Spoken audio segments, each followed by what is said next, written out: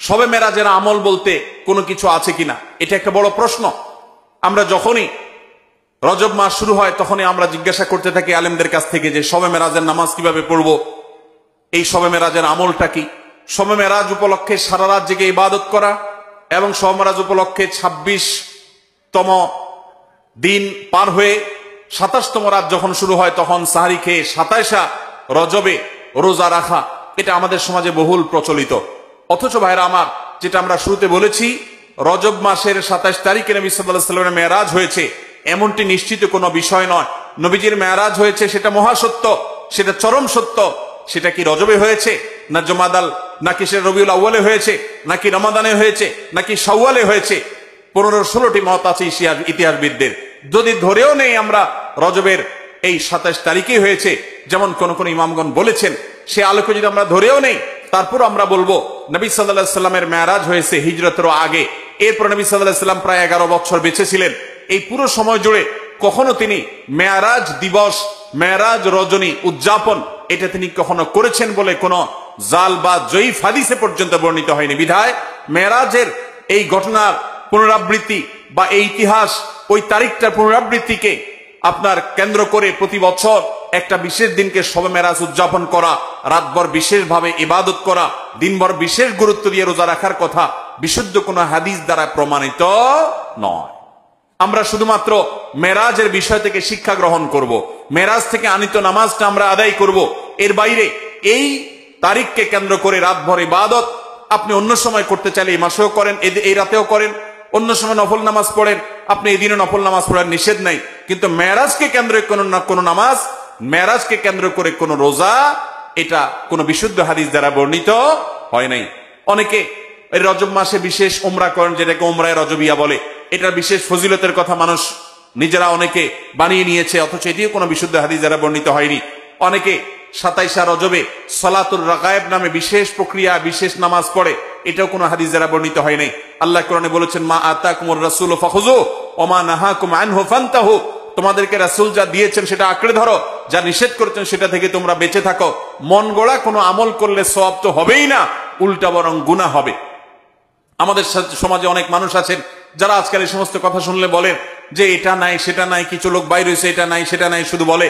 ভাইরা বাবারা আমার, কোরআন এবং হাদিসে যদি থাকে আপনি 100 বার আমল করেন, আপনি একটু দেখেন, একটু যাচাই করেন, একটু চেক করেন।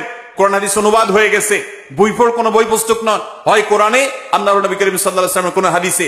ইসলাম ফাউন্ডেশন প্রায় সবগুলো বই অনুবাদ করেছে, বড় বড় প্রসিদ্ধ হাদিস গ্রন্থগুলো। আপনি চেক করে দেখেন যে মেরাজের রাতকে কেন্দ্র করে, মেরাজের দিনকে, দিবসকে কেন্দ্র করে কোনো আমল সাহাবায়ে কেরাম করেছে কিনা, নবী সাল্লাল্লাহু আলাইহি ওয়াসাল্লাম করেছে কিনা। তিনি যদি করে আপনি কেন করবেন না? আর যদি তিনি না করেন তো মনে রাখবেন, দেখতে মনে হয় নামাজ ভালো জিনিসই তো, আবার এখানে বাধা কেন? অনেকে বলেও যে রাত্রে মানুষ নামাজ পড়বে, চুরি তো করবে না, গান তো শুনবে না, তাহলে কিছু হুজুররা বাধা কেন দেয়? ভাইরা আমার, নামাজ আপনি পড়েন, এটাতে কোনো সমস্যা নেই, কিন্তু এই রাতে কোরআন হাদিসের নির্দেশ, ইসলামের নির্দেশ মনে করে যদি কোনো কাজ করেন, অথচ ইসলাম আপনাকে নির্দেশ করে নাই, তাহলে সেটা হলো মন গড়া আমল।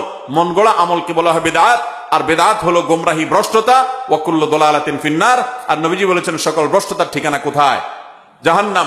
আমরা যখন খেতে চাষ করি, চাষ করলে শুধুমাত্র যখন আপনি ধানের গাছ লাগান, শুধু ধান গাছ হয় না সাথে আগাছাও হয়? আগাছা দেখতে ধানের মতো না? আমরা কি সে আগাছাগুলো রেখে দেই নাকি আস্তে আস্তে তুলে ফেলে দেই? যদি কেউ মনে করে আরে ধান গাছ তো অল্প একটু জায়গাতে আছে, আগাছা আগাছার জায়গায় হয়েছে, সমস্যা কি? এই বেচারাকে তুলে কেন মেরে ফেলতে হবে? থাকুক না, ধান গাছও থাকুক, ওইটাও থাকুক, তাহলে ধানের ফসলের ফলন ভালো হবে। আপনার ঈমান এবং আমলের ফলন যদি ভালো হতে হয়, তাহলে বিদআত এবং মন গড়া আমল এগুলো থেকে নিজেকে সরাতে হবে। আপনি এমনি নিজে থেকে নফল আমল করেন, সেটা ভিন্ন কথা, কিন্তু বিশেষ কোন দিবসে কোরআন হাদিসে আছে বা ইসলামের নির্দেশ মনে করে, বিশেষ ফজিলত মনে করে যখন করবেন, তখন সেটা বিদআতে পর্যবসিত হবে। অতএব মেরাজ এটাকে উদযাপন নয়, আসুন মেরাজকে উপলব্ধি করার চেষ্টা করি। মেরাজকে ঘটা করে পালন করা নয়, বরং মেরাজের শিক্ষাগুলো দিয়ে আমাদের জীবনকে আমরা সাজাবার চেষ্টা করবো তো ইনশাআল্লাহ। আল্লাহ রাব্বুল আলামিন আমাদের সবাইকে মেরাজের এই গুরুত্ব বুঝার তৌফিক দান করুন। এই মেরাজের অন্যতম বড় শিক্ষা হলো আমাদের প্রিয় নবী সাল্লাল্লাহু আলাইহি ওয়াসাল্লামের মর্যাদা কত বেশি, এই মেরাজ থেকে আমরা উপলব্ধি করার সুযোগ পাই। কারণ তিনি তার হাবিবকে ডেকে নিয়ে গেছেন এবং অন্য নবীদের সাথে সাক্ষাৎ করিয়েছেন, নবী এবং রাসূলদের ইমামতি করিয়েছেন, এতগুলো বিষয় দিয়ে আল্লাহ তাআলা প্রমাণ করেছেন তার হাবিবের মর্যাদা কত বেশি। সেই সাথে মসজিদে আকসা এবং বাইতুল মাকদিসের যে মর্যাদা অনেক বেশি, সেটাও কিন্তু এই মেরাজের ঘটনা থেকে বোঝা যায় যে আল্লাহর হাবিবকে আল্লাহ তাআলা সেখানে প্রথমে নিয়ে গেছেন এবং বলেছেন কোরআনে যে তার চতুর্পাশে আল্লাহ তাআলা বারাকা দিয়েছেন। অতএব আমরা মেরাজের এই সকল শিক্ষাগুলো আমরা অর্জন করার চেষ্টা করব তো ইনশাআল্লাহ, এই শিক্ষাগুলো ধারণ করব তো আমরা ইনশাআল্লাহ।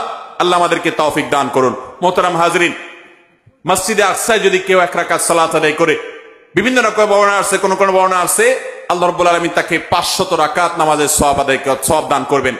বহু নবী রাসূলগণ যে মসজিদের ইমাম ছিলেন, মুয়াজ্জিন ছিলেন, মুক্তাদি ছিলেন, সেই মসজিদে আল্লাহ রাব্বুল আলামিন জীবনের মৃত্যুর আগে আমাদেরকে একবার হলেও যাওয়ার তৌফিক দান করুন। অভিশপ্ত ইহুদিদের হাত থেকে দখল মুক্ত করে এই মসজিদকে মুসলমানদের অধীনে এনে মুসলমানদেরকে গোটা পৃথিবী থেকে যাওয়ার তৌফিক আল্লাহ তাআলা দান করুন। সবাই চেষ্টা করব তো ইনশাআল্লাহ। হাদা মা ইনদি ওয়াল ইলমু ইনদাল্লাহ ওয়া জাযাকুমুল্লাহু খায়রা ওয়াসসালামু আলাইকুম ওয়া রাহমাতুল্লাহি ওয়া বারাকাতুহু।